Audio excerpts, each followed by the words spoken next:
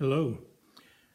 I wanted to share a story with you written by a man that a number of us consider a true elder, a man available, a man in service, a creative man. His name is Bill Dare. He lives in Albany, Oregon, and he gave me permission to share this. A handsome young man was blessed with a perfect heart. His heart was so perfect in form and function, all were amazed who saw it.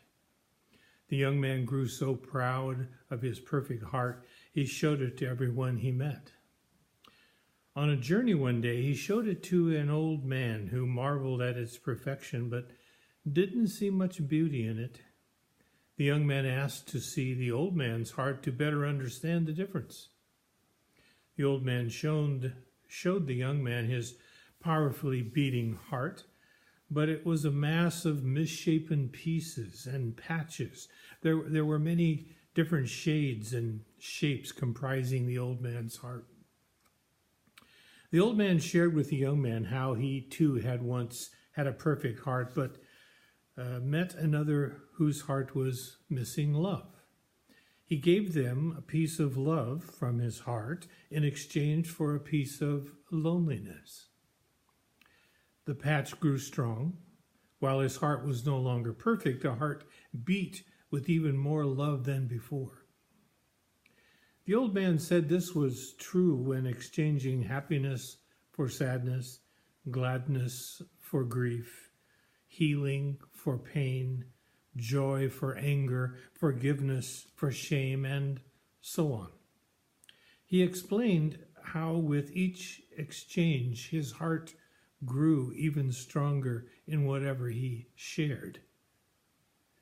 The young man looked at this perfect heart and then at the old man's strong rainbow-colored heart of many patches. He asked the old man if he needed anything in his heart he didn't already have.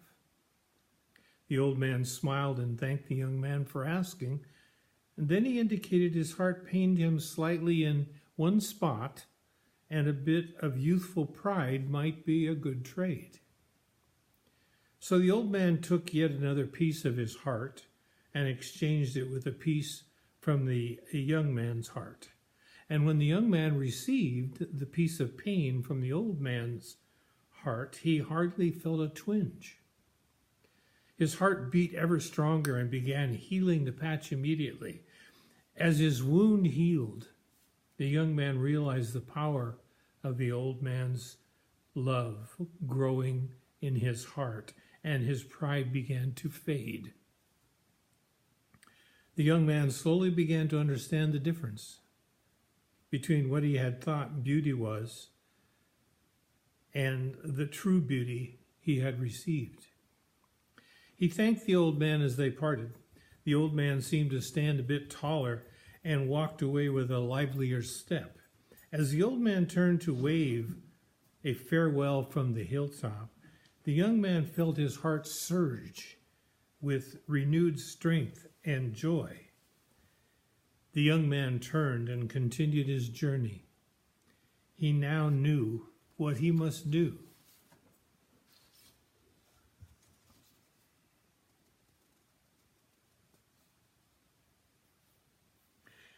Again, I want to clarify that I believe this was written by a man who walks in the world like an elder. A person walking on an elder journey can be said to have a new mission and may say something like, I am aware that as an elder my mission has changed. With my elder mission of service, I can live out my life with a sense of purpose and meaning. So let me suggest, as maybe our last attempt on YouTube to review the idea of elderhood, a few questions about being in service as an elder. First, does an elder need to serve? Next, am I inclined to contribute to others my time, my ideas, and my energy? So what does service look like? If I have served others professionally, let's say throughout my career, can I rest now in the second half of life? Or if I choose not to be in service, can I do so without feeling guilt? One way to consider the idea of elder service is considering the idea of accessibility. In the West, older people have built a tradition of reduced visibility. Older people travel more or actually move away from their extended families, thus reinforcing the myth that older people are less useful.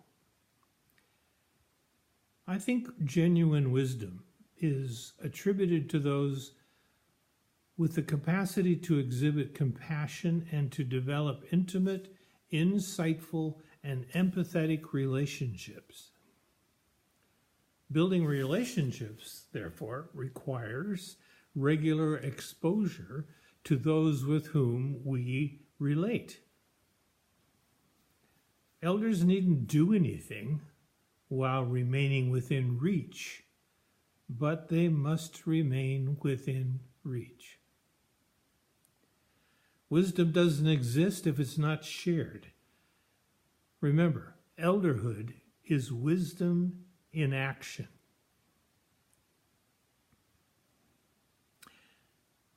So as a final thought, let me encourage you to consider a time in your past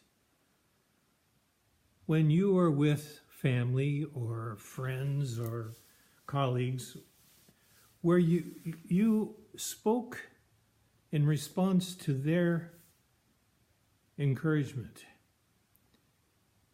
And now imagine yourself there again as an elder, speaking with passion and clear-sighted vision, voicing your opinion about the problems they see or they saw in the world about them.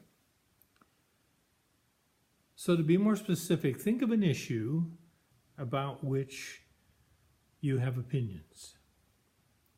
And even if you had been too timid or reluctant to voice those opinions in the past, imagine you are now safe in this container made up of people who respect you, and that you are able to express yourself clearly and with confidence.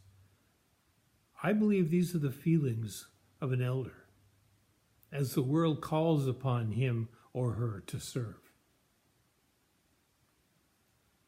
I want to thank you for launching your elder journey. You are needed by the young. You are needed by the family. You are needed by the community and by Earth. Have a wonderful walk.